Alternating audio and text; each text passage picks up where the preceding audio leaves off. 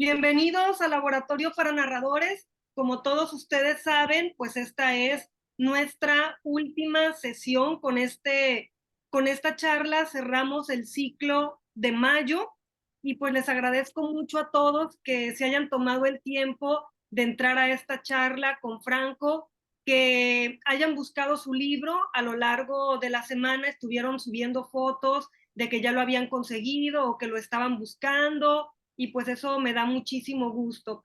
Y bueno, sobre todo quiero agradecerle a Franco que esté aquí con nosotros. Es un escritor de Hermosillo, un escritor mexicano, un joven novelista, porque todavía somos jóvenes, ¿verdad, Franco?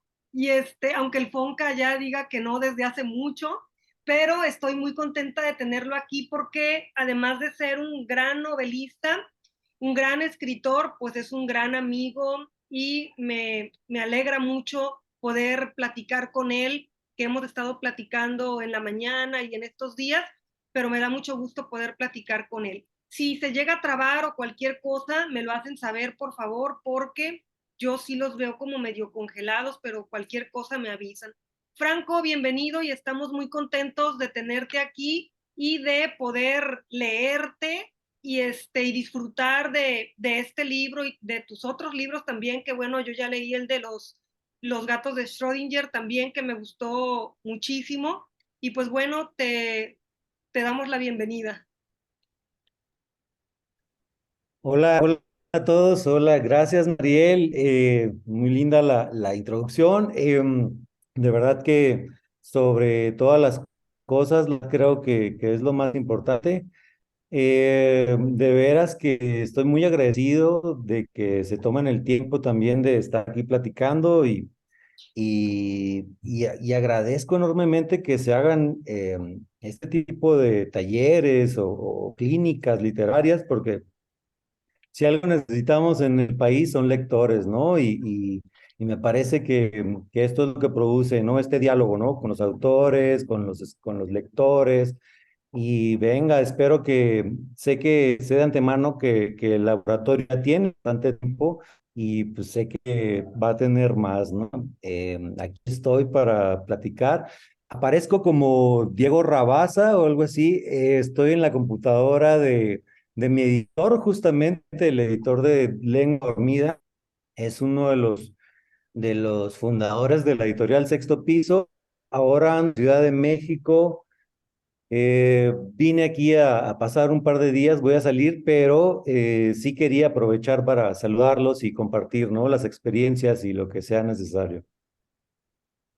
Muchísimas gracias, Franco. Y pues bueno, nos gustaría mucho saber un poco más de ti, cómo fue que empezaste, empezando por ahí, ¿no? ¿Cómo fue que empezaste con esta idea que pues ha sido muy buena idea porque eres un gran escritor, pero ¿cómo empezó esta idea de querer ser escritor? Normalmente pues Mm. todos empezamos leyendo, ¿no? No sé si fue tu caso o cómo llegaste a la literatura y a la escritura.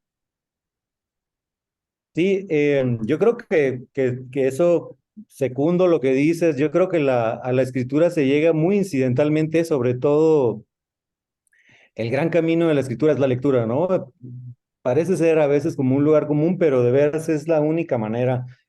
Hay anécdotas, no sé si ustedes recuerdan este libro de Enrique Vilamatas, que se llama Bartleby y compañía.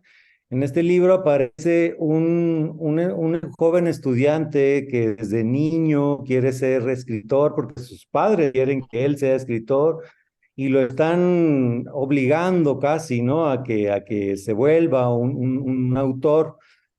Y pasa algo curioso, los papás de este joven, se llama Clement Du, conocen a Witold Gombrowicz, que es un escritor polaco increíble, y lo invitan a una cena y cuando llega Gombrowicz, que es una eminencia, no solo como escritor, sino una personalidad penetrante, dura, increíble.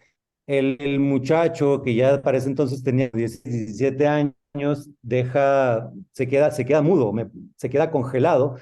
Y creo que como la personalidad de este escritor lo asusta, lo conmueve a un grado en el que él deja de hablar, y no solo de hablar, sino de escribir, se convierte en pintor y empieza a pintar cuadros toda su vida, cuadros de muebles, de sillones, de sillas y tal. Y cuando está en su lecho de muerte le preguntan que si, ¿qué pasó? Que si, ¿por qué pintaba sillas, no? ¿Por qué pintaba sillones? Él dice que se sintió cuando conoció a Gombrowicz, que era un escritor de esa talla, que se sintió como un mueble más, ¿no? Entonces, todas las pinturas que hizo a partir de ese momento fueron autorretratos, para él fueron autorretratos. Y creo que pasa eso muy continuamente, ¿no? Cuando dos personas tienen esta idea de hacer que su hijo sea un escritor, es lo peor, ¿no? Creo que la escritura siempre es accidental. A mí me pasó una cosa muy opuesta a Clement Cadu. Yo quería ser pintor, quería pintar. Yo siempre leí desde niño, pero creí que podía hacer una carrera como pintor, pero hasta la preparatoria me enteré que soy daltónico y sufrí una frustración terrible, ¿no? Porque todos mis compañeros me decían, oye, ¿por qué pintas monos alienígenas? Y yo, ¿por qué alienígenas? Nomás porque son flacos y pelones. No, me dice, no, porque todos son verdes. Y yo, ¿qué? No son verdes, son morenos como yo. Decía, no, es que son verdes, todo el tiempo has pintado verde. Y para mí fue una frustración terrible y lo que dije fue, pues, ¿qué más sé hacer, no? Pues leer, entonces me meto a la carrera de letras. Yo creo que las amistades tienen mucho que ver, ¿no? He tenido amigos muy interesantes, muy inteligentes a lo largo de mi vida y esta cosa de la escritura, te digo, fue muy incidental. Yo empecé a escribir casi desde la frustración y desde un poco desde el rencor, ¿no? Pero se fue dando así como este interés por leer, por saber que esta cosa de la lectura tenía otro costado que era el de la escritura, ¿no? Yo era solo un lector, ¿no? Para mí la cosa de ser escritor no existía y casi que creo que no existe, pero ya hablaremos un poquito más adelante, ¿no? Creo que esta cosa de la autopercepción es como complicada a veces, pero podemos platicarlo. Pero sí, fue muy incidental. Desde mi infancia a mí me interesó leer las enciclopedias de mis tíos. En mi casa nunca hubo libros, también esa es otra. Creo que aquello que nuestros padres quieren que seamos, vamos a terminar siendo los opuestos, ¿no? Mis padres querían que yo fuera abogado, no sé si hay abogados aquí, y serían la persona ideal para mis padres, que querían que fuera abogado y que desarrollara una carrera que pues nunca se dio, ¿no?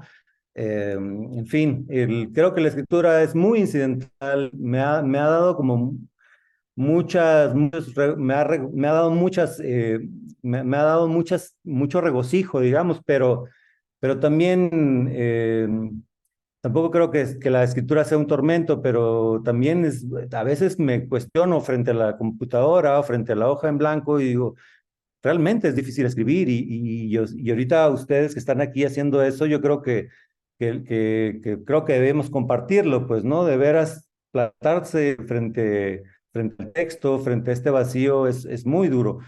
Pero bueno, hay una cosa como que me he dado cuenta a lo largo del tiempo, que hay escritores que luego son muy locos, que dicen que no quieren leer, por no combinar su como escritura, lo cual es una tontería enorme, pero bueno, creo que es lo opuesto, ¿no? Yo creo que la lectura te va a llevar a la escritura, ¿no? Siempre, siempre.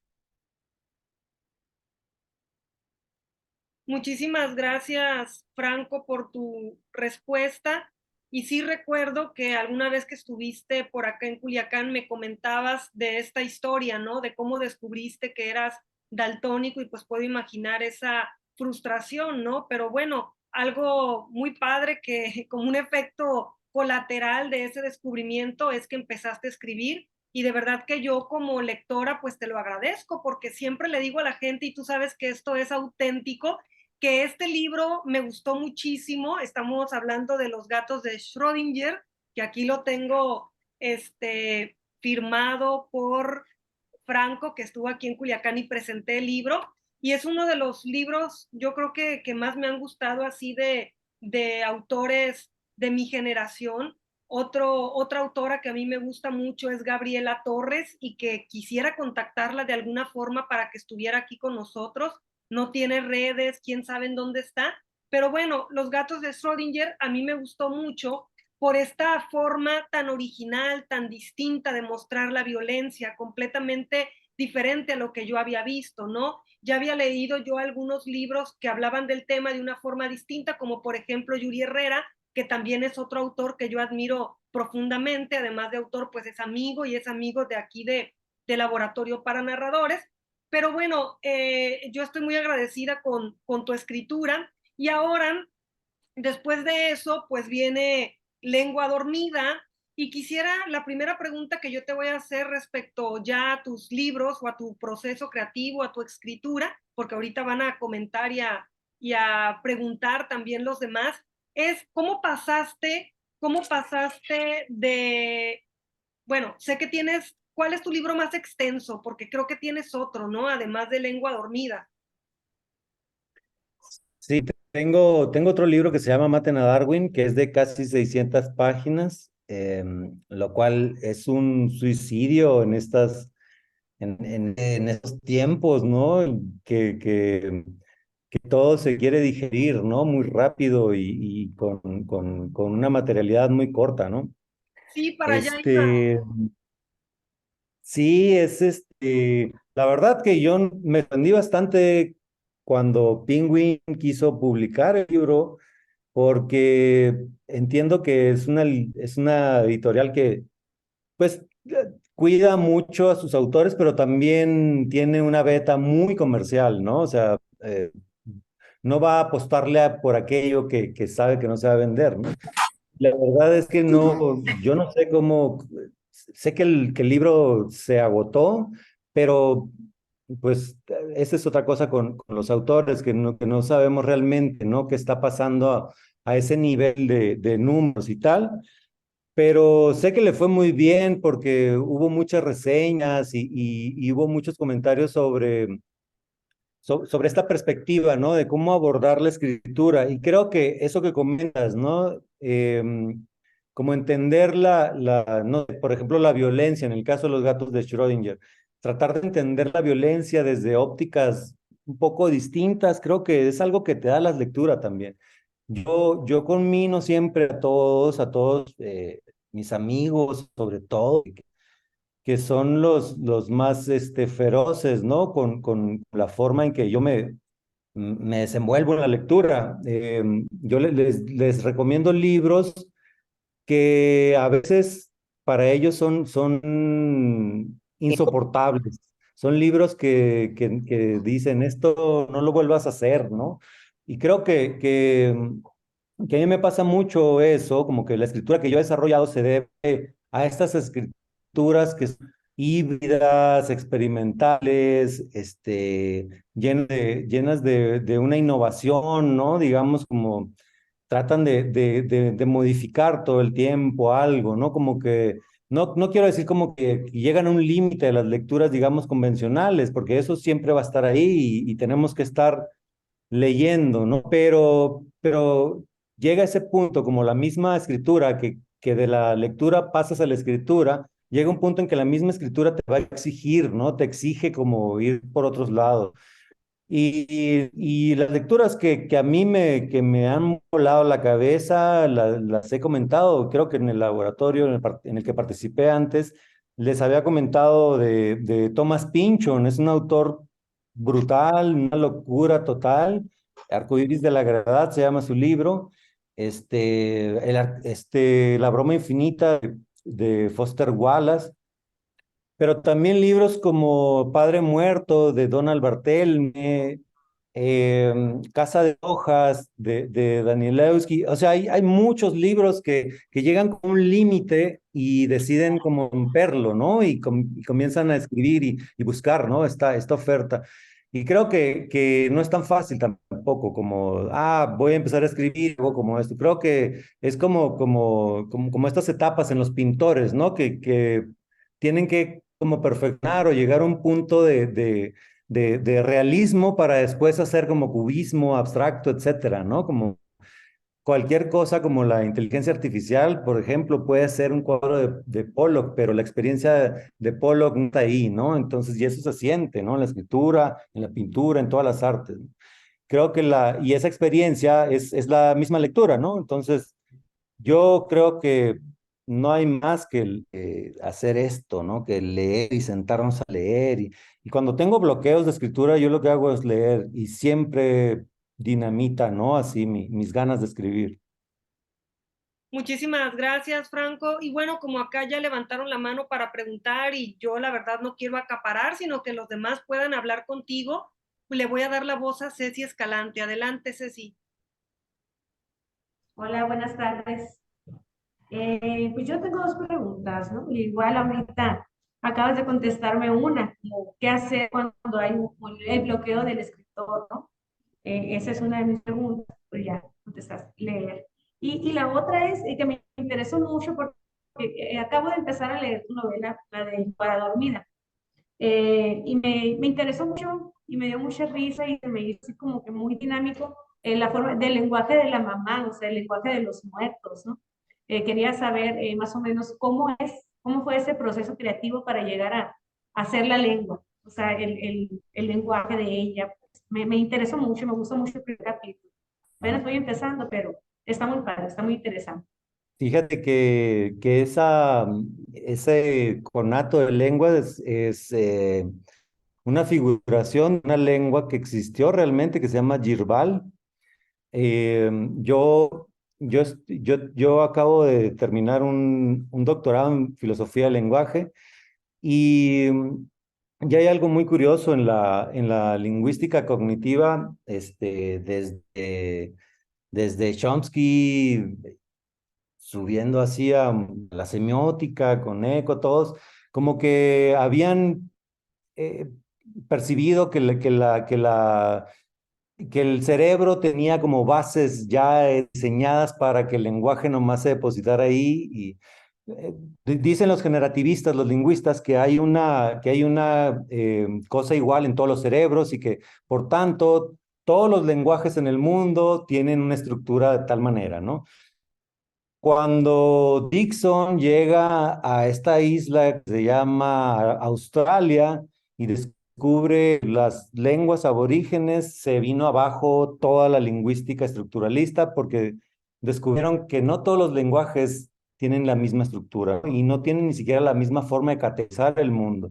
Y hay en específico, esa tribu de los Yirbal, por ejemplo, categorizan el mundo de distintas maneras. Nosotros, por ejemplo, tenemos un masculino y un femenino para los hombres, las mujeres y las cosas, ¿no? Un vaso es masculino. En inglés es she, he y el it, ¿no? Hay otro. Pero ellos, los Yirbal, tienen cinco y no son que tú y tal. Es los hombres, el viento, los peces, el agua y tal, ¿no? Es una, el vallí y tal, y luego las plantas y tal, y es otro. Son distintas categorías de pronombres, ¿no? Que es algo que le debe fascinar sobre todo a las nuevas generaciones. Yo esperaría que se acercaran a eso. Pero hay una cosa muy curiosa, uno de el Balán, que es el que menciono yo, esa categoría incluye al fuego, a las mujeres y a las cosas peligrosas. Es de todos es como que están en el mismo rango. Esto para mí, el mismo rango semántico, para mí esto es, wow, sí, ¿no? Totalmente. No voy a entrar en detalles como de mitología y por qué, pero a mí me parecía como esta idea, ¿no? De que mi madre podía ser como una cosa peligrosa y una cosa de fuego sea, eso es, decía, ¿no? Entonces, trabajé ese como un poco el idioma de ellos, pero sobre todo, y no quiero spoilearte, poco a poco te vas enterando que mi madre abandona una familia en la Ciudad de México, ¿no? Y ella se vuelve como una entidad tóxica, una entidad peligrosa, pues, ¿no? Entonces sobre eso va girando, ¿no? Va dando vueltas. Ok, Muchísimas, muchas gracias. muchas gracias, Franco, por tu respuesta. Le voy a pasar la voz a Elba para que también pueda preguntarte.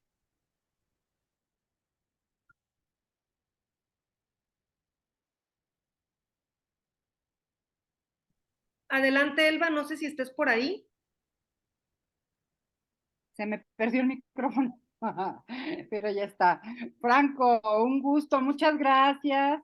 Bueno, por estar, por brindarnos este espacio, tu tiempo, pues, que sabemos por lo que acabas de decir, pues estamos acá en la Ciudad de México.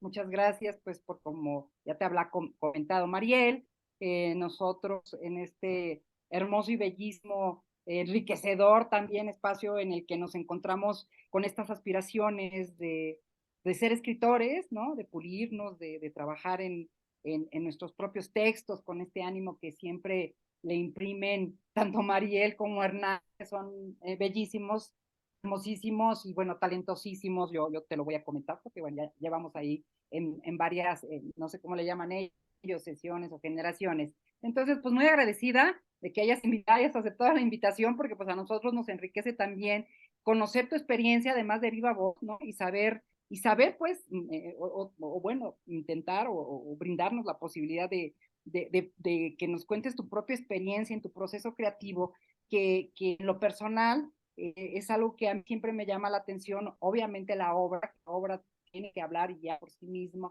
pero también lo que hay detrás para nosotros como escritores que estamos iniciando, que estamos practicando, que estamos haciendo nuestros pinitos en este sentido. Y entonces, bueno, también me quedo con algo que a mí me gustó de la primera parte de la plática acerca de qué se hace o qué hacías cuando justamente las musas parecía que comenzaban a volar a otros aires y a otros momentos, a otros espacios. Bueno, pues el tema de la lectura y son, esto digo, son hasta consejos, no lo dijiste así, pero sí se le queda a uno claro, bueno, pues sí, a todos nos puede pasar, a él le ha pasado, y en este sentido, bueno, pues lo tomamos. Yo a mí me gustaría muy de manera concreta que nos pudieras platicar, si es que esto ha sido así, cómo han sido las ideas semillas, ¿no?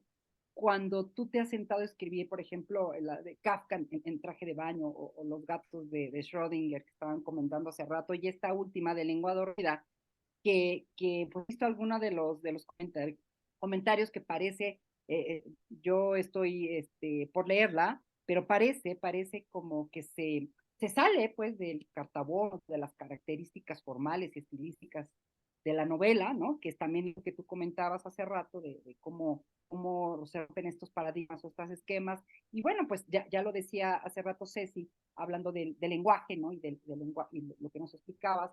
Ahora entiendo por qué la explicación que dice en alguna entidad sobre, bueno, pues efectivamente fuera del lenguaje o fuera del texto, pues no existe el mundo, ¿no? El mundo está dentro del lenguaje y está también dentro del texto. Entonces, pues ojalá, digo, yo sé que puede ser muy, pero bueno, ¿cómo empezó, por ejemplo, Kafka en traje de baño, ¿no? Y la de los gatos, que a mí también me llama mucho la atención, y esta última de lengua dormida. Sí, yo creo que pues cada libro tiene una experiencia, ¿no? Cada libro tiene una experimentación del mundo, ¿no? Y eso es importante también, ¿no? Aclararlo con, pues ahorita que digo que, para la escritura, pues es necesario la lectura, ¿no? Digamos, es germinal. Es germinal porque es un paso natural. La escritura viene como a rellenar huecos y tratar de salvar todos estos libros que en algún momento tuvieron un punto final y que dijimos, diablos, ¿no? ¿Por qué? ¿No? ¿Por qué no sigue otras 1000 páginas, ¿no? Creo que la escritura viene a rellenar eso, ¿no? Viene a solventar eso. Pero la otra experiencia, la experiencia del mundo, o sea, uno no puede ser un ermitaño total, ¿no? Y estar solo leyendo, ¿no? Y tiene que vivir. Porque la cosa es que la escritura está hablando de la vida, ¿no? Eh, de tal modo que sería sería bastardo, ¿no? Creer que uno puede escribir sobre la vida sin vivirla, ¿no? Y creo que cada libro tiene una experiencia de vida. En el caso de Kafka en Traje de Baño, el origen de esa investigación, a muy grandes rasgos, que no lo dice en el libro, pero te lo digo yo, que es el vacío que hay en el caso de los nombres como que se escuchan, ¿no? De la escritura, ¿no? No sé, en otros estados uno piensa así como, en Tijuana está Crossway, Yepes, en Chihuahua está Espartaco, y así había como muchos autores, ¿no? En distintas ciudades, digamos como esta generación. Pero cuando llegábamos a Sonora, como que había un hueco ahí, como que había un vacío, ¿no? Y sí, pues uno piensa como escritor sonorense y de inmediato piensa en Abigail Bojorquez, ¿no? Pero es poeta. Y decía, pero bueno, ¿y qué hacemos acá? ¿No? ¿Qué pasa? Entonces, como en mi plan de decir que no hay nada en Hermosillo, decía que había familiares de Franz Kafka, ¿no? Pero pues era como una broma, ¿no? Y es cosa de que la broma puede convertirse en algo real, que es algo que sucede si uno se vuelve un obseso, ¿no? Puede pasar, ¿no? Pero puede no pasar. La cosa con Kafka en Traje de Baño es que quería un poco hacer como de mi ciudad una ciudad literaria, ¿no? Y de eso trata Kafka en Traje de Baño, ¿no? Una investigación que se va hasta la República Checa y como todo la bronca de la Segunda Guerra Mundial y tal, y hasta Sonora, ¿no? En los gatos de Schrödinger, la violencia, cómo se aborda la violencia, ¿no? Si ya entendemos que lo realista ahí está, ¿no? Y hay un montón de libros que nos hablan de eso, está el periodismo y están los libros o las novelas, ¿no? Sobre el narco y tal. O sea, pero habrá otra forma de abordarlo, ¿no? Debe haber otra forma de abordarlo. Y sí, claro, había, ¿no? Y hay un montón, Yuri Herrera. Mi idea es que hay formas de entender el mundo más allá de lo que uno ve, ¿no? Y creo que ese es el gran trabajo de la escritura, ¿no? Que no haya una literalidad, sino que aquello que está plasmado en las páginas te hable más que eso que está plasmado en las páginas, ¿no? En el caso de Lengua Dormida, la experiencia es demasiado cercana a mí y el registro se nota, ¿no? El registro de ese libro es bien distinto mucha gente me dice que es muy poético, por lo tanto muy distinto a todos los libros. No es poético porque yo tenga aspiraciones poéticas. Yo creo que lo hace poético es la honestidad. Eh, eh, em, es la capacidad de transparentar los sentimientos, ¿no? De exponerme frente a ellos. Y mucha gente me ha agradecido eso. Muchos lectores me escriben y me dicen, oye, te agradezco que hayas tenido esta valentía, ¿no? Para decir todas estas cosas. Hay personas que me dicen, oye, le pusiste palabras a algunos dolores que no sabía cómo estructurarlos y tal. Tampoco es que haya escrito un libro de superación, pero sí lo que está ahí es la experiencia, ¿no? Que es una experiencia muy cercana a mí y por tanto muy natural, muy real, ¿no? En ese sentido. Y la gente por eso hace conexiones tan rápido, ¿no? Creo que esta novela de Lengua Dormida a mí me ha enseñado algo bien importante, que es, lamentablemente, no con mi madre, pero he aprendido a ser un hijo. Eh, no solo he aprendido que mi madre es algo más que mi madre, que es algo que casi siempre entendemos después, ¿no? Pero aparte he entendido y me he entendido como un hijo, ¿no? Estoy entendiéndome y todos estos procesos me ayudan y trato a mi padre de otra manera, ¿no? Como si mi madre hubiera dejado una lección final, ¿no? Y bueno, eso creo lo que tiene es que es también muy filosófica y la filosofía es muy poética, ¿no? En sí misma y por eso tiene este registro, ¿no? Yo la verdad es que también me preocupo y digo, carajo, no sé cómo le voy a hacer en el siguiente libro, a ver si lo logro, ¿no? Muchísimas gracias, Franco, por tu respuesta. Ah, Fíjate que esa, ahorita le voy a dar la palabra a Elba otra vez y luego a Austolia, pero me gustó muchísimo esto que dijiste, porque era una pregunta que yo te quería hacer, ¿no? Cuando nosotros queremos escribir un libro, creo que como escritores, a lo mejor, bueno, ese es mi caso, en lo que menos pensamos es en si ese libro va a cambiar algo o si nos va a cambiar a nosotros en algo. Pero creo que por añadidura, por el mismo efecto de la escritura, terminamos siendo distintos, ¿no? Entonces, me gustó muchísimo esto que dijiste, porque la literatura, de alguna forma, con cada libro nos vamos transformando. Entonces, ahí ahorita después hago otra pregunta, pero le voy a regresar la voz a Elba y luego vamos con Eustolia. Adelante, Elba. solamente te agradezco muchísimo, Franco, muchas gracias. Sobre el tema de cómo rompe los linderos de la novela, esta última novela, que justo decías, bueno, entre ensayo, ¿no? Algo muy filosófico, por eso se está interpretando, ¿no? De lo que decías, bueno, la filosofía es muy cercana o la manera de expresión podría parecer de la filosofía como poética, ¿no? Sí. ¿Tú qué opinas? ¿Cómo mides o cómo estás mirando un poquito ya después de este proceso creativo, ya está impreso, ya está en el público, cómo lo estás mirando un poco la recepción que ha tenido entre los lectores, ¿no? Entre los propios críticos literarios, los ensayistas literarios o los reseñistas literarios? Sí, pues por lo mismo que es un libro muy personal, muy transparente, también me preocupa mucho porque, vamos, que ahorita no estoy hablando del libro, estoy hablando como de los procesos, ¿no? Pero en las presentaciones tengo que hablar del libro y tengo que dar vueltas sobre algunas cosas que son como dolorosas o que pues, han menguado también, ¿no? En su grado de dolor y todo, pero sigo abonando, ¿no? Y sigo dando vueltas ahí, y eso puede banalizar, ¿no? Puede banalizar, si estoy repitiendo tanto algo, puede banalizar, ¿no? En el momento en que ya me paro en la presentación y estoy dando un discurso y no estoy hablando con lo que siento o con lo que creo, con las reflexiones que tengo, ¿no? En ese sentido me ha costado, ¿no? Me ha costado porque trato de no repetirme, trato de no llegar a ese bucle, ¿no? Trato de no llegar al punto en que ya esté haciendo las mismas bromas o esté haciendo los mismos comentarios, ¿no? De tal manera que cada presentación para mí es muy difícil, no solo porque voy a hablar de algo muy personal, sino porque quiero que eso personal no se banalice, no se convierta en un discurso nada más, ¿no? Pero sí es interesante esto que preguntas porque la recepción que ha tenido ha sido muy generosa, la verdad, muy generosa de parte de la gente y creo que se debe a eso, a que nos dejamos como conectar como entre los lectores y el autor, ¿no?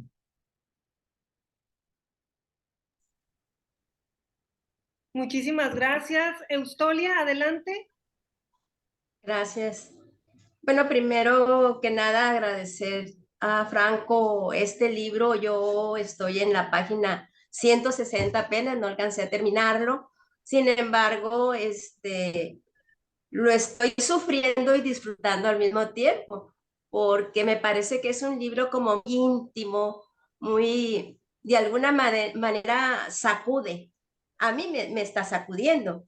Al mismo tiempo que hay partes en donde me provoca alguna sonrisa, ¿no? Y demás. Muchas gracias también por el comentario cuando dices que lectura y experiencia contribuyen o tienen que ver mucho a la hora de querer escribir, porque si no hay experiencia, creo que si no hay vida, pues entonces, ¿de qué se hablaría, no? Yo leí hace tiempo tu libro Kafka en traje de baño y bueno, me gustó, ¿no? Pero ahora leo Lengua Dormida, digo, uff, qué experiencia tan distinta. Hay dos mundos distintos aquí y la verdad que eso me ha gustado porque he diferenciado entre Kafka y ahora Lengua Dormida, ¿no? Espero seguir disfrutándola, pero sobre todo, me tenía una pregunta, pero creo que a lo largo se han ido contestando cuando los compañeros han intervenido.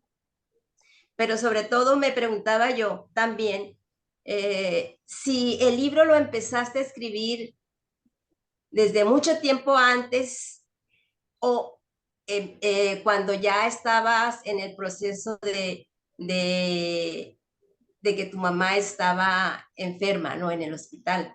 Aunque ahí hay como esa parte y luego los recuerdos de la niñez y todo eso, pero era algo que me gustaría que me pudieras ampliar un poquito, porque es la estructura, me encantó esa estructura tan diferente, tan distinta, tan propia de tuya, ¿no? De tu intimidad en este libro. Muchas gracias. Sí, pues la primera parte de lo que comentas como la experiencia es justo, y es lo que también recuperando lo que decía Mariel, eh, también yo creo que eso es importante porque luego hay muchos autores que luego ya están escribiendo el mismo libro, ¿no? Como que están ciclados, como que algo les funciona y se quedan ahí dando vueltas, ¿no? Yo creo que percibir estos cambios son buenos, digamos, para la propia escritura, ¿no? Ya no hablo del mercado, de que se venda o no se venda, sino la misma experiencia de la escritura. Ahora, sobre la escritura de este libro, tiene muchos años que yo, digamos, estoy trabajando en él. Y este es otro costado de la escritura, que la escritura no material, sino aquella escritura que es mental, ¿no? Esta escritura que está en tu cabeza, que no sé, tú ves algo y lo estás narrando y que no es necesario que te risen, ni siquiera una nota como, voy a escribir sobre eso, dejarte llevar, ¿no? Por esta contraescritura de alguna manera, ¿no? Como esta forma de narrar el mundo, que es una forma de escribir y que es al mismo tiempo una forma, una visión de mundo, ¿no? Porque la escritura es una visión de mundo, ¿no? Y de tal modo que esa parte también es importante y hay tres como etapas fundamentales, digamos, en el libro, que es la primera, que es una forma de narrar sin narrar, que es yo preocupado por quién es mi madre, ¿no? Tú sabes que un elemento fundacional en la identidad humana es el registro de la historia de nuestros padres, pues no, ¿de dónde vienen nuestros padres? ¿Quiénes son nuestros padres? Pero cuando no tengo idea de quién es mi madre y cuando mi madre dice no te voy a decir nada sobre mí, ni vas a ver nada sobre mi vida hasta antes que tú, pues genera una incógnita, ¿no? Una incógnita tremenda, una incógnita que me lleva a reflexionar y a escribir, digamos, ¿no? Esa es una primera parte, como estoy así haciendo estructuras de quién es mi madre y esto se contradice con aquello, y es una forma de narrar. De tal modo que cuando yo ya estoy en la juventud, digamos, que yo ya estoy escribiendo en mis blogs, en mis cuadernos, yo ya empiezo a escribir notas sobre todo este pasado, yo ya empiezo a investigar, pero son notas, son puras notas que más o menos se entienden ahí como retratos de mamá durmiendo, que son recuerdos, ¿no? Porque duré muchos años cuidándola en su último lustro de vida. Cuando ella dormía, para mí es un descanso profundo, ¿no? Verla dormir y era el momento exacto para recordar, ¿no? Está esa parte. Y está la otra, que es la tercera, que es ya después de su muerte, para reflexionar sobre ese vacío que queda, reflexionar sobre el duelo, reflexionar sobre todo este lenguaje del dolor y tal. Se construyó así como por tres partes, ¿no? Y tuve que ya cuando llego a esta como etapa, digamos, de la edición del libro, porque ya está escrito, digamos, mental, material y estructuralmente, pero ya la parte final, que es como la de la edición, de rajarle ahí, porque eso tienen que saber ustedes que están trabajando en la escritura, no hay nada más difícil, o sea, el primer paso de la escritura es más sencillo, el de escribir, ¿no? El de corregir es el difícil, es el que te cuesta y es el que porque uno es muy vanidoso sobre lo que escribe, ¿no? Y uno tiene que cuestionárselo. Yo en algunos talleres que he dado siempre digo, a ver, subraya en amarillo las frases que más te gusten de tu texto. Ya cuando las subrayan les digo, bueno, pues ahora esas bórralas y vuelve a escribirlas, ¿no? Y son como ejercicios, como para irte desprendiendo de esa vanidad que tenemos como escritores o como de autores, ¿no? Y creo que esa parte fue fundamental con el editor, justo con el dueño de la computadora, eh, que me hizo ver, ¿no? Que me hizo ver cosas que estaban más cerca del capricho que de lo realmente literario, ¿no? Y totalmente el libro podría haber sido más largo, era más largo y estaba más loco de lo que... Pero esta parte sí se mantuvo. Me río, lloro, me río y lloro, porque creo que el mundo no es de una sola, no tiene una sola cara, ¿no? Y creo que eso era importante como dejarlo, que mi madre no era una sola persona, sino muchas, como dice en la contraportada, pues, ¿no? Muchísimas gracias. Te iba a decir Diego, pero no, ¿verdad, Franco? No sé si alguien más tenga algún comentario o alguna pregunta para Franco, aprovechando que está aquí. Y igual, Hernán, no sé si tú también tengas alguna pregunta. Pero bueno, yo cuando estaba leyendo el libro también me estaba, pues reflexionando, ¿no? Sobre el duelo y qué significa escribir desde, bueno, tú dices que cuidaste a tu madre en los últimos años. Una pregunta es, ¿el duelo empieza, digo, el duelo empieza desde antes, ¿no? ¿Cómo? Porque no escribías, escribiste en duelo. No. Sí, sí, totalmente. Es una cosa que tiene la enfermedad, es que no ataca solo al paciente, ¿no? Sino a toda la familia alrededor y es una vorágine, es muy duro. O sea, la enfermedad, este, origina conflictos entre los mismos parientes, entre los hermanos, entre que esto, que quién cuida aquí, a quién le toca, o sea, ese nivel, ¿no? Que uno quisiera poder como desprenderse de su propia vida y nada más cuidar, ¿no? A tus enfermos, pero es imposible, ¿no? Tienes que vivir, ¿no? Tienes, o sea, tienes que trabajar, tienes que comer, tienes que dormir y tal. Y creo que la escritura tiene eso, la escritura de este libro tiene eso, se nota, ¿no? Como este estira, esta tensión en la escritura, ¿no? Como aquí estoy escribiendo en este momento parece muy duro y que otra vez, ¿no? Volvemos, ¿no? Hay momentos en los que uno sí puede hacer notas, pero hay momentos en los que tiene que escribir mentalmente, ¿no? Que es como, por ejemplo, el primer capítulo, ¿no? O sea, no es que yo estuviera ahí viendo a mi madre, cómo se muere y cómo me siento y cómo veo, todo eso lo tuve que narrar mentalmente para después convertirlo, ¿no? Eh, y creo que eso es bien fundamental, así, bien fundamental, tener esta pulsión por estar todo el tiempo ver como si estuvieras en alguna ocasión, amigos, sobre todo matemáticos, gente que está muy cercana como a las ciencias exactas o a las ciencias cuantitativas, siempre me dicen, es que cuando hablo contigo, siento que estoy leyéndome, no siento que veo las letras pasar.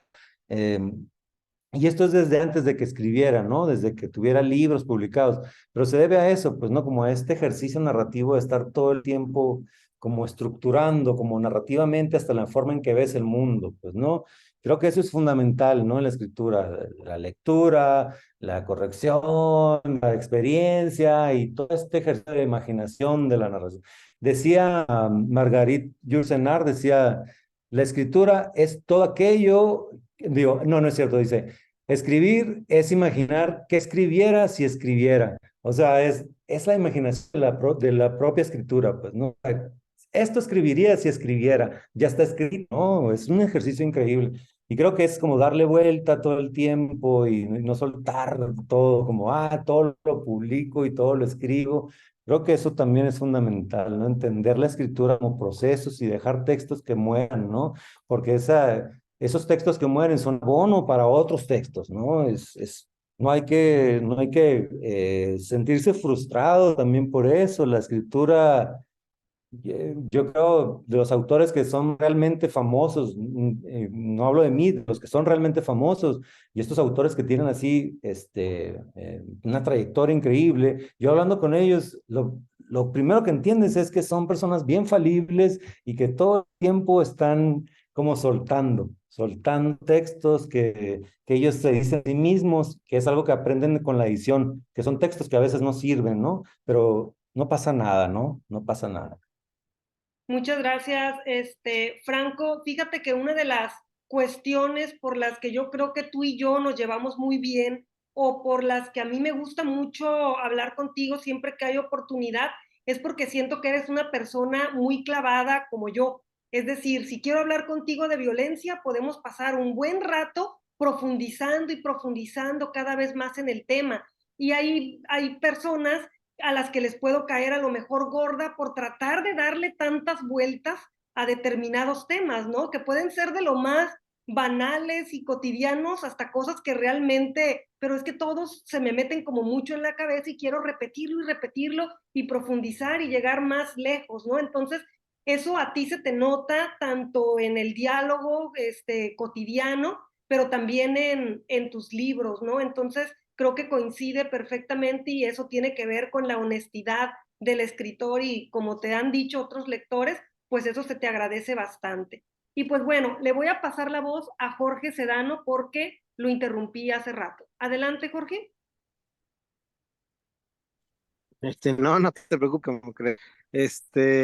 Pues nada más, mm, mi duda sería, ¿qué te motivó a ti, Franco, a lo mejor es medio tonto, ¿no? Preguntarlo, pero ¿qué te motivó a ti para escribir? Pues, o sea, ¿cuándo fue cuando tú dijiste, quiero escribir, pero no nada más escribir, sino quiero publicar, ¿no? Que es la diferencia.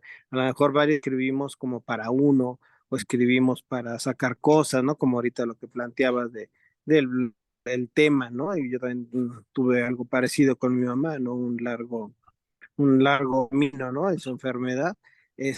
Pero cuando dices, bueno, esto lo publico, ¿no? O sea, de algo va a servir, o no sé, sería mi pregunta. ¿Te refieres a este libro en específico? Ah, A cualquiera. O sea, cuando tú ah, dijiste yo quiero escribir y quiero publicar, sobre todo para saber por qué publicar, pues, ¿no? sí, Porque, pues, en un país, sí, luego hay como autores que tienen como esta falsa modestia, ¿no? Que dicen, yo publico nada más para mí, yo escribo nada más para mí, pero no es cierto. Yo creo que la escritura, o sea, bueno, si escribes para ti, pues no lo materializas, ¿no? Porque te lo puedes quedar, ¿no? Pero yo creo que la escritura, o sea, el momento en que tú materializas texto, o sea, que tú materializas ideas, las conviertes en un texto, ya se vuelven, no solo dominio público, sino que territorios de la otredad, ¿no? Son textos porque tienen que ser leídos, ¿no? Por alguien más, ¿no? Yo creo que en mi caso, yo empecé a publicar en blogs. Para mí los blogs fueron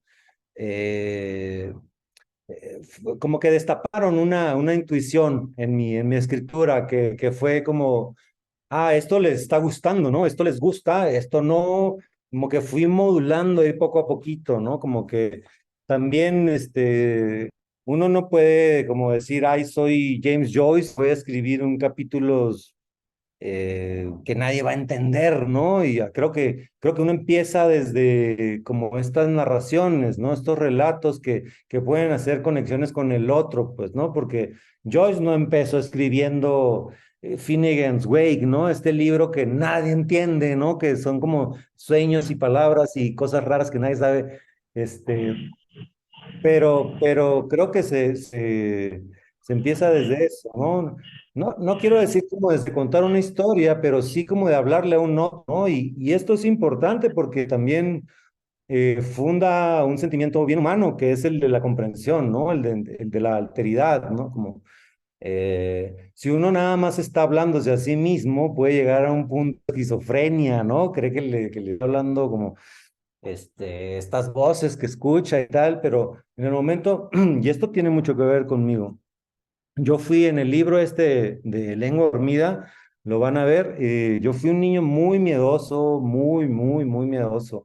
Todas las madrugadas para mí eran terribles, yo no podía escuchar un sonido porque para mí ya era el diablo ya caminando entre la casa y tal. y fue como desembocándose una imaginación muy perturbadora en muchos sentidos, pero sabes que la escritura en un punto terminó como por volverse casi terapéutica, porque de repente yo es como estas voces, no es que sea esquizofrénico, pero todo el tiempo escucho voces y es esta obsesión, ¿no? Que es otra cosa importante que mencionó ahorita Mariel, la obsesión. Eso también, ¿no? Ese es otro elemento, ese es otro ingrediente en la escritura, la obsesión. Y creo que esa obsesión a veces es muy patológica en este sentido de que eres un niño y tienes demasiada imaginación y te terminas en el psiquiatra y tal, pero llegó un punto en el que todas estas voces las empecé a materializar, las empecé a bajar, las convertí en relatitos, en historias, en diálogos, y ¿sabes qué? Se fueron desapareciendo. Es una cosa muy, muy extraña. Fueron, en el momento en que yo las volví un objeto, se volvieron memoria, ya no se volvieron como la producción esquizofrénica de un sujeto, ¿no? Ya eran textos y fue particularizándose todo. Y en ese sentido a mí la escritura me ayudó, digamos, a no terminar en un manicomio, ¿no? Que posiblemente debería estar ahí, pero pues no sé, ¿no? La gente no sabe que con la escritura pues ahí me escapé, pero sí, yo creo que la pluma a mí me salvó en muchos sentidos, ¿no? Ya lo he dicho, porque luego también puede sonar otra vez como muy, muy optimista y todo, pero la escritura te salva en el sentido en que tú te entiendes como un sujeto y estás frente a un otro y entiendes que ese otro es otro sujeto, ¿no? Porque eso es lo que haces con tus textos o con tus personajes. Te pones en los zapatos del otro, pues, ¿no? En este caso, de un personaje o tal. Y eso es fundamental y es lo que necesitamos ahorita en este planeta, ¿no? Entender al otro. Muchísimas gracias, Franco, por todo lo que nos has dicho en esta sesión. De verdad que vamos a terminar de leer el libro y pues creo que todos están muy contentos de haberlo buscado y de haberte escuchado. Y pues sin duda desde las primeras páginas a las que le entramos ahorita la mayoría de nosotros, pues obviamente nos sentimos muy cerca de esa desesperación, ¿no? De ese dolor, de ese duelo, de algo tan triste como lo que nos estás contando en esa novela. Y pues te agradecemos mucho que sigas escribiendo y que nos sigas conmoviendo con tu forma tan distinta de contar cualquier cosa que quieras contar. En este caso, pues el duelo. No sé si alguien más tenga una última pregunta para despedirnos de Franco, que debe estar cansado porque está en la Ciudad de México y aún así quiso estar con nosotros y No, platicar y se lo agradecemos mucho. Le voy a pasar la voz a Hanoi. Adelante, Hanoi. Gracias, Mariel. Un gusto, Franco. Yo también ando acá en la ciudad. Yo estoy empezando a leer, son mis cuyos. Ahí sí se escuchan. Una disculpa, andan pidiendo comida. Yo empecé a leer Maten a Darwin. Apenas estoy pasando el primer capítulo. Y la verdad es que desde el primer capítulo a mí me enganchó. Se me hizo muy loco ver desde esa perspectiva a, a Darwin. Y algo que admiro y que estoy admirando mucho es cómo se conectando los puntos. O sea, toda esta información muy diversa, pero que al final está conectada, cómo se logra ver bien específico en todo el texto. Entonces se me hizo muy loco, no había leído yo algo así. También creo que algo que tal vez me impactó fue que me recordé justo en ese momento que hace como 3 años, yo recuerdo que estaba a principios de la prepa y me tocó leer Las Musas de Darwin, de un libro que sacó Fondo de Cultura Económica, que era parte de mi clase de ecología, una cosa así, de biología. Entonces como que me quedé con esa percepción como muy realizada de lo que era. Entonces, fue como, fue como un golpe de, oh, esto es muy real y es muy crudo y es cierto, ¿no? Tenía una idea que a veces uno idealiza cosas y no se da cuenta de cómo las tiene planteadas, entonces me está gustando mucho. Eh, y no sé, tal vez preguntarte qué ha sido para ti lo más gratificante en tu carrera de escritor.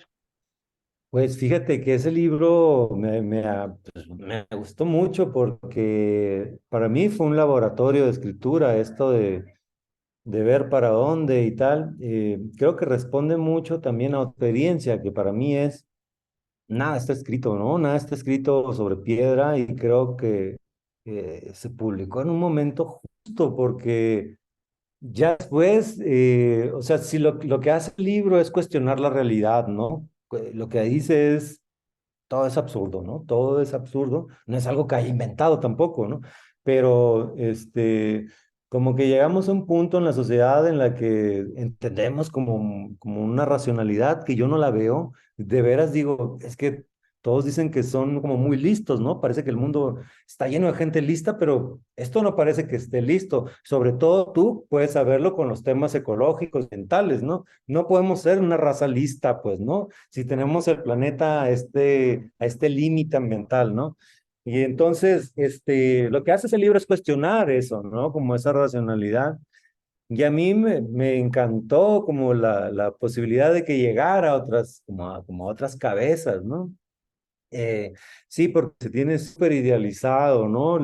Y hay una frase que tiene esta nueva generación del mundo que a mí me alarma totalmente, que dice, no tengo pruebas, pero no tengo dudas, ¿no? O sea, wow, es justo el mundo, que estamos viviendo, ¿no?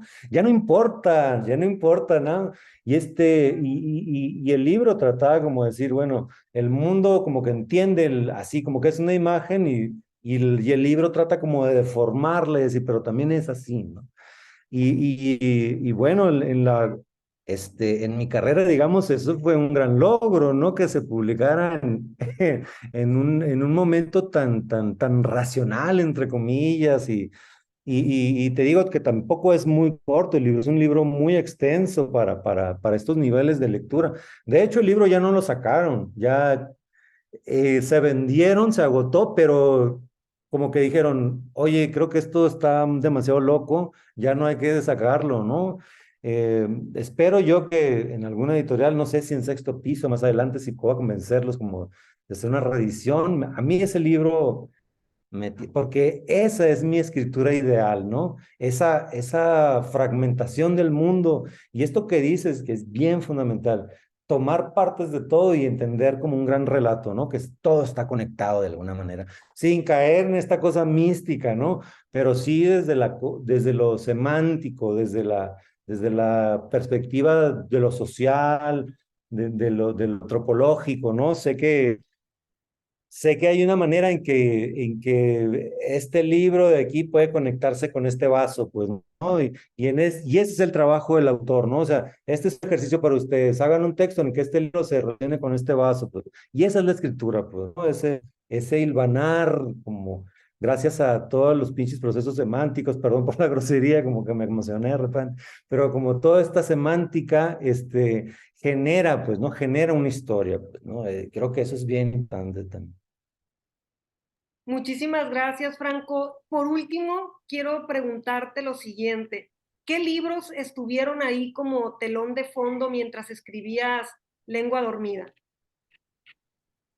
Hay un libro fundamental en lengua dormida, de hecho lo puse como epígrafe, es un libro de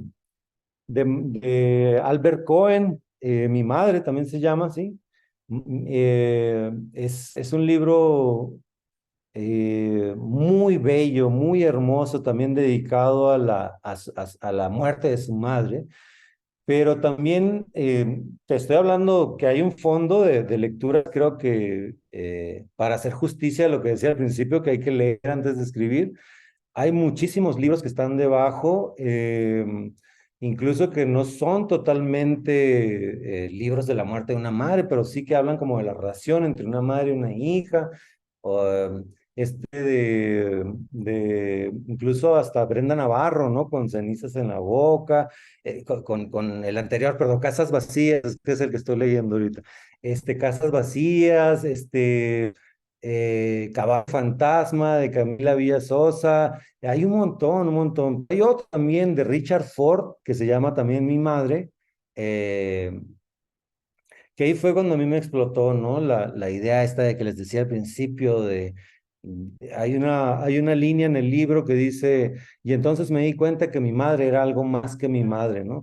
Porque esta frase, por más inocente que parezca, te habla de arquetipos, te habla de formas antropológicas, de lo que debemos de comprender lo que es la madre, te habla de muchas cosas, ¿no? Que, de la madre sexualizada, es más, ¿no? Porque como hijos, por eso les decía al principio, he aprendido a ser un hijo, ¿no? Que es la forma más real y más honesta que he tenido para aprender a ser un hijo, es saber que mi madre es algo más que mi madre, ¿no?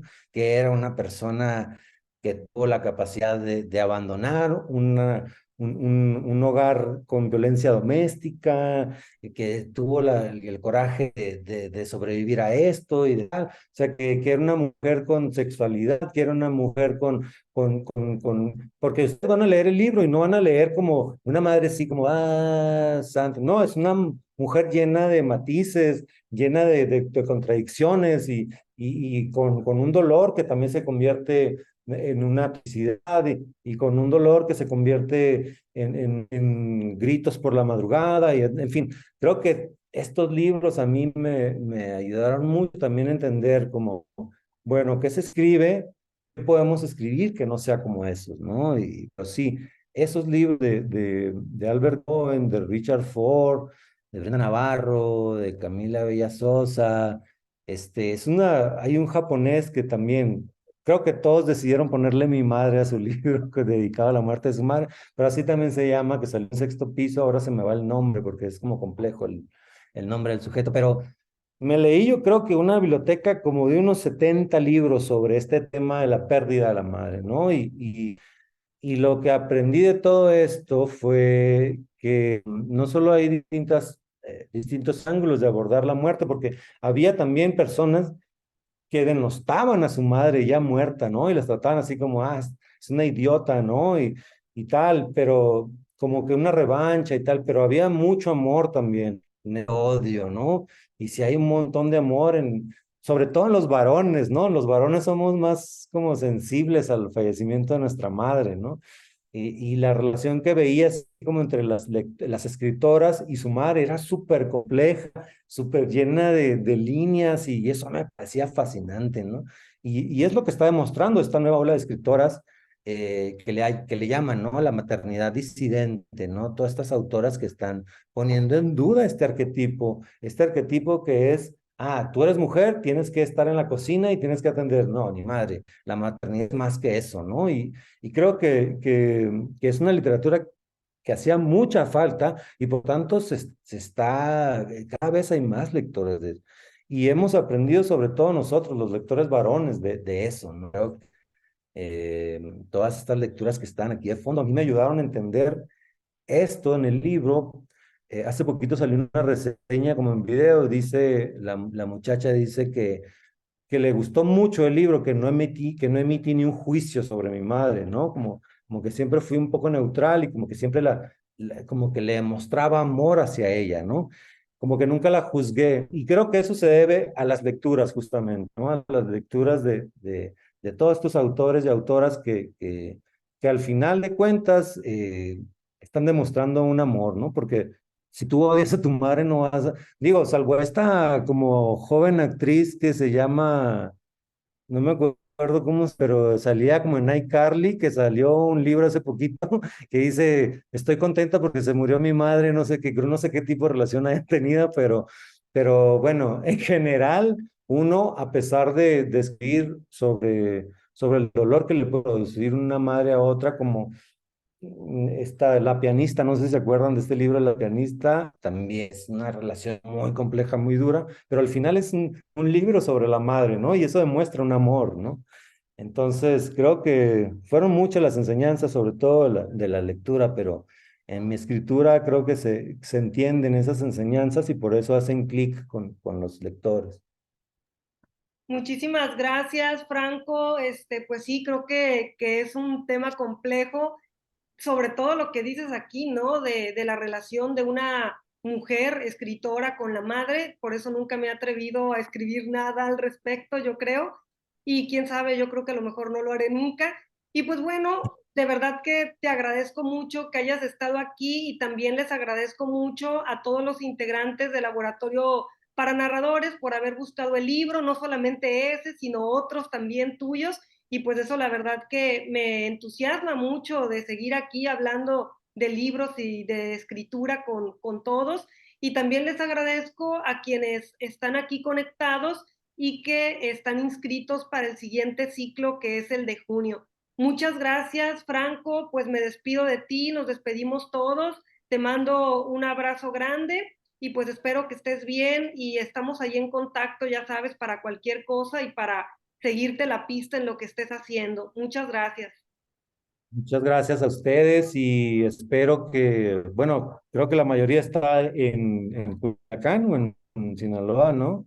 Espero, ¿no? ¿Están en todas partes? Y están en Bueno, todas pues entonces, partes, hasta en Texas. wow, no, pues vamos a Texas, vamos a todas partes. Espero conocerlos en algún momento en persona y muchas gracias por la atención y por los comentarios, por las preguntas. Gracias, Mariel, Hernán.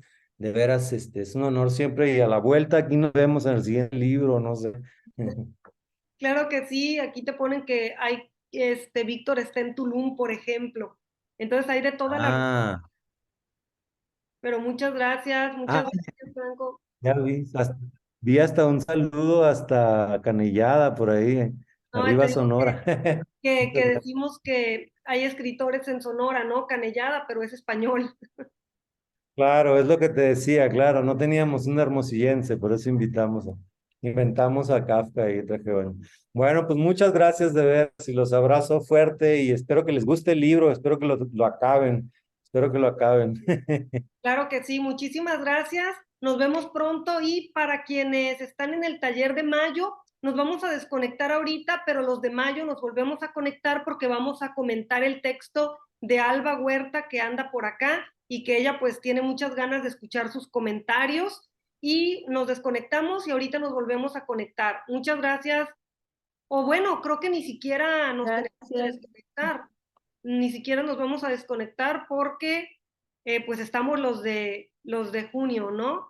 Pues bueno, entonces nos quedamos aquí mejor de una vez. Me tuve que bajar acá a la sala porque no me agarraba muy bien la red.